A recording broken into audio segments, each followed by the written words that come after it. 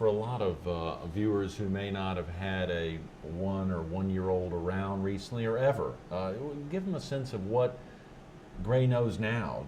Is he at a point where he knows he's been through a lot, or he knows he's still fighting? Is he just thinking I'm as normal as anybody else, or is he thinking much? What is a 1-year-old like? A 1-year-old's a lot of fun.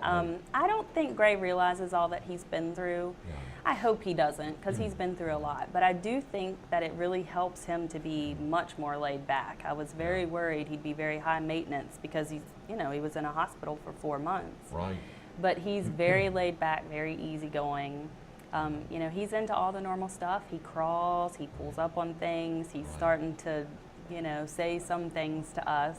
Yeah. A lot of things that we don't understand, but some of the normal things like mama and dada he's saying. Right, so right. he's getting along pretty well, and hopefully he won't ever remember what he's been through.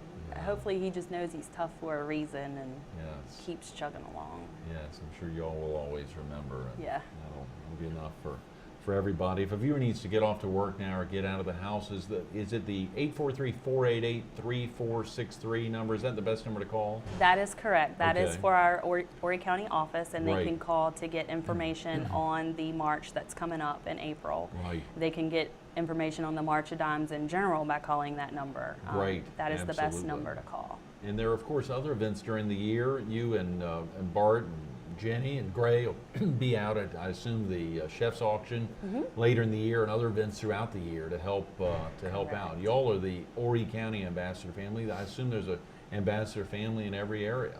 I believe there is, and there's even a national ambassador family that goes throughout the United States, making appearances, telling their story. Right. Yeah, so. A very big deal. Teams are a big deal. We want to get into that, and I don't want to take anything away. You actually brought a prop baby here. I know that was during your story, but I wanted to make sure that was the Yes. And this was the size of I believe Gray that you spoke about at the time of birth. Yes, essentially. that right. It's a silly coincidence. That's our daughter's doll, but that baby is actually the size that Gray was when he was born. Again, he was 12.5 inches and 1.5 pounds, and that baby is that same. So we show people that baby because they don't understand. They see pictures of Gray, but they think he looks so big. Right. But he was really that small, and he was that small for quite a while. So truly, not much larger than a hand. Correct. Not much larger than a hand, and these diapers would be. Yeah, that is an actual diaper from the pack that Gray used while he was at the hospital. When he was first born, it was a little bit too big. So. Oh boy. Yeah. Definitely. Oh, well, that's powerful, and it's important to have. Of course, having delivered a full-term baby, your daughter Jenny being, I think you said, more than 6 pounds at birth. So to go through that experience, and I suppose knowing that had you gone in there not knowing that, I guess I'm trying to think about that idea about a child being taken out of not really being able to hold a child in your hands the day of the birth or around that time must have been a very difficult.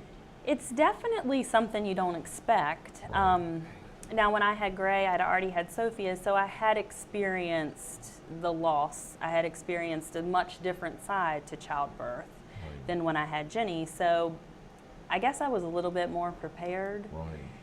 I didn't get to see Gray until I think he was 24 hours old when I finally got to see him.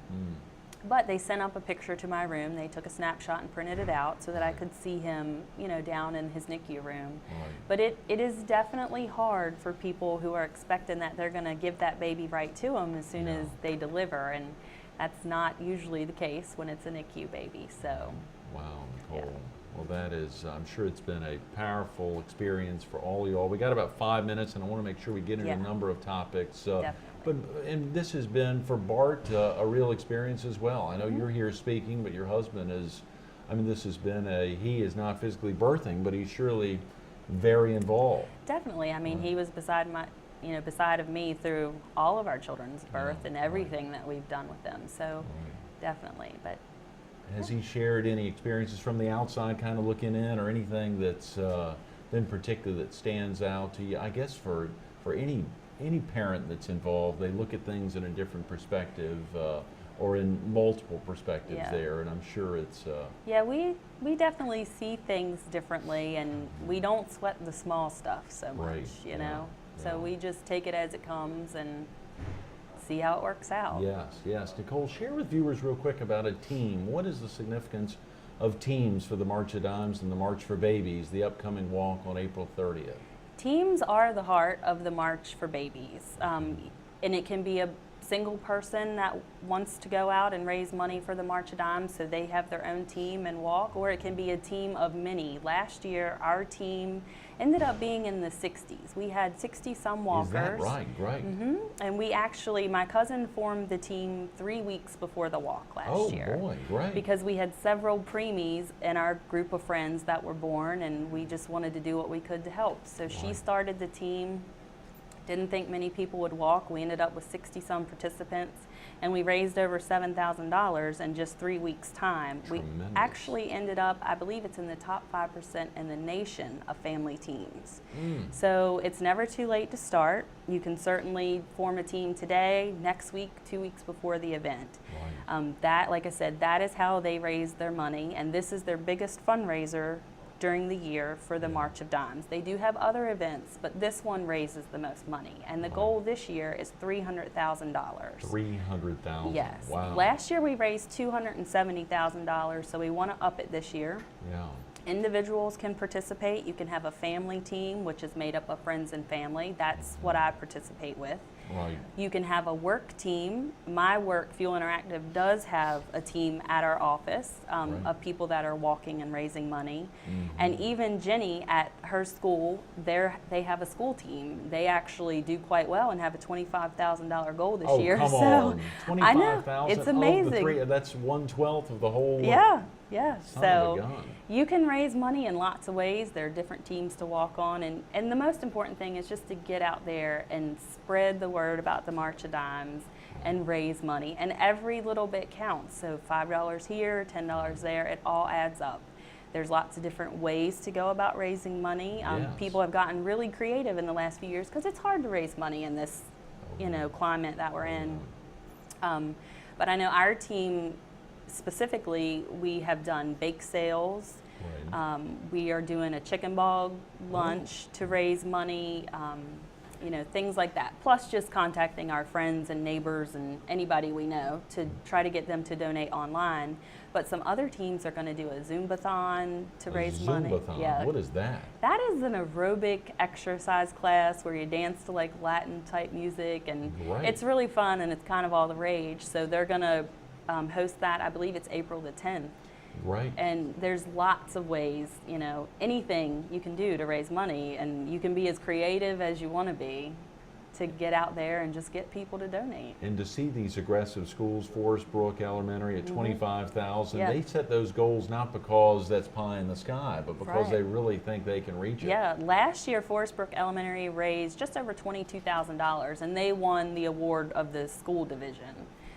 So I guess $25,000 doesn't seem like that much to them. I think they'll do it. So. That is tremendous. And of course, y'all's team, the Extreme Preemie team, the family team, I think you said your goal is 6,000? Our goal, I believe it was 5,000, but we've already raised over $6,000, and we still have our chicken bog lunch to do, which we think is going to raise another $2,000. So we're trying our best to just, every dollar counts. So we're trying our best to raise as much as we can to meet that $300,000 goal, because we know that that money goes back into the research and the advocacy and just really helping families like ours and like yours. I mean, anybody that has a healthy baby, the March of Dimes has probably touched, the chance that you had that healthy baby. So it's real important that we give back.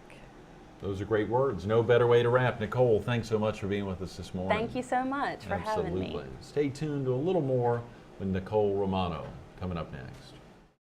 The event is the 2011 March for Babies. The place, Coastal Carolina University. Parking over there at Brooks Stadium. Get ready to walk.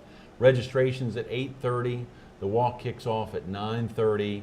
This is a rain or shine event. You need to get out there, and you've got time to get a team together. You've got time to sign up on your own. You heard Nicole say it. The teams can be as small as one, as many as in 3 weeks. They kicked off a team of 60 last year. They're pushing this year for even bigger numbers and bigger dollars raised. Think about a school, an elementary school with a $25,000 goal. This means something to these kids, not just to the parents, not just to folks in the community, but to these children. They're making a difference saving babies together. It's a big goal, but goals can be set. You've got to step in. You can give them a call at 843-488-3463 or go online to marchforbabies.org to sign up. That's marchforbabies.org, 843-488-3463. Nicole Romano, thanks again for being with us this morning.